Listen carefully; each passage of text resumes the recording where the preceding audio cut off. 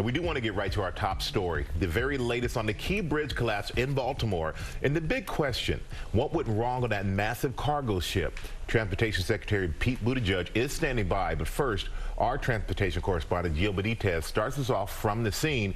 And Gio, the Coast Guard has ended its search and rescue mission.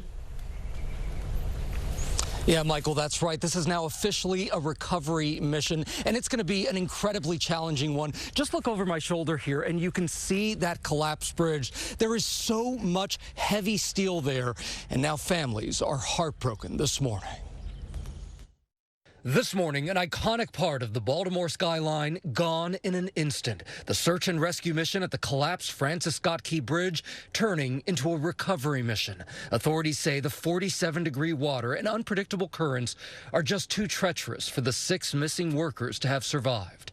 Officials searching for the cause of why that cargo ship, the size of the Chrysler Building, lost power and slammed into the Francis Scott Key Bridge, causing its catastrophic collapse.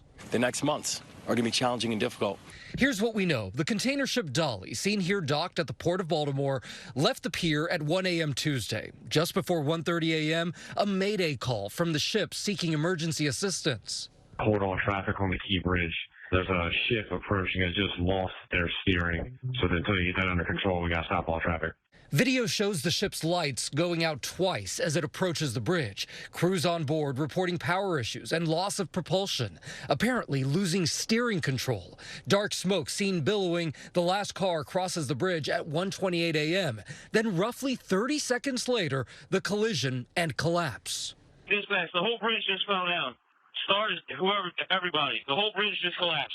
Search and rescue efforts beginning immediately in freezing cold waters. The search underway by air and sea for 18 hours. From the outset, we moved all those resources in with dive teams from various state, local, and county agencies. We're doing our very best in some very difficult times and difficult conditions. An 8-person construction crew was filling potholes on the 1.6-mile-long bridge when it collapsed. Their vehicles seen here. 2 were rescued shortly after, 1 running to safety, the other swimming to shore, now released from the hospital. Officials saying the 6 others are now presumed dead. 6 of our workers lost their lives, and 1 was seriously injured. This tragic event was completely unforeseen and was not something that we ever could imagine would happen. Our company is in mourning over the loss of these fine people. And now authorities calling the quick work of the dispatchers and officers heroic. They undoubtedly saved innumerable amount of lives. We just looked up and it just was happening. Witnesses capturing the moment of impact. Yo! Having just driven across the bridge for what they didn't realize would be their last time. I was in a lot of shock. I just was in a lot of disbelief. It was unfathomable. It's like something out of a movie. I mean, my stomach just sank. Meanwhile, President Biden is pledging the full support of the federal government, saying he will move heaven and earth to rebuild this bridge that means so much to this community, Rebecca. And we are thinking of those families in that community. Okay, Gio, thank you. The Francis Scott Key Bridge played a vital role in both transportation and commerce. The impact of its collapse will be far-reaching. And we're going to go to Elizabeth Schulze, who's at the Port of Baltimore, for more. Good morning, Elizabeth.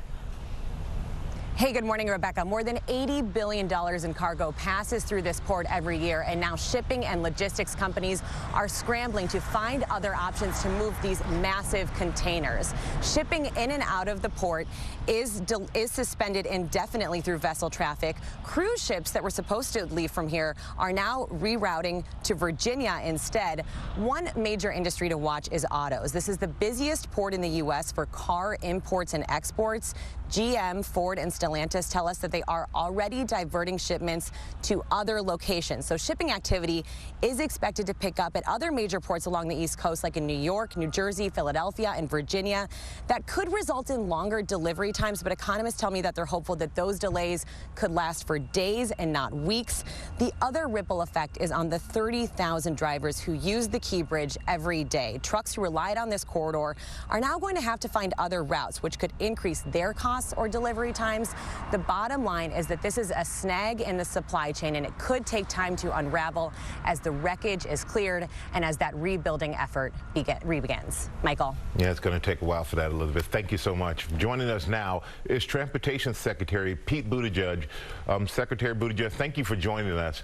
And at this point in the investigation, what do you believe went wrong with the ship?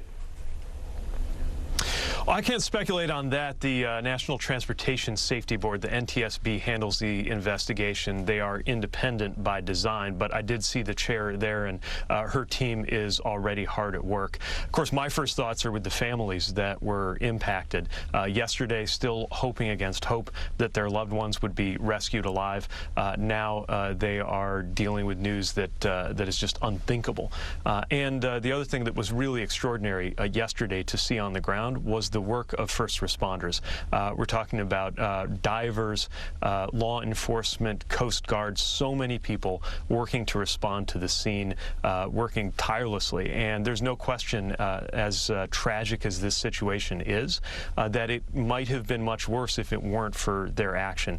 The closure of the bridge, when every second mattered after they got that Mayday call, the work that was done to immediately rescue the two people who were rescued, just unbelievable work. Now the longer work begins of getting that bridge back up and that port back open, and every day counts on that as well, because of the implications for our supply chains and for so many people's commutes. Yeah, so much is affected, and our hearts and thoughts are with those families and the victims of this tragedy, without a doubt. And you know what, we're learning that an inspection of the ship last year found some kind of issue with its propulsion system.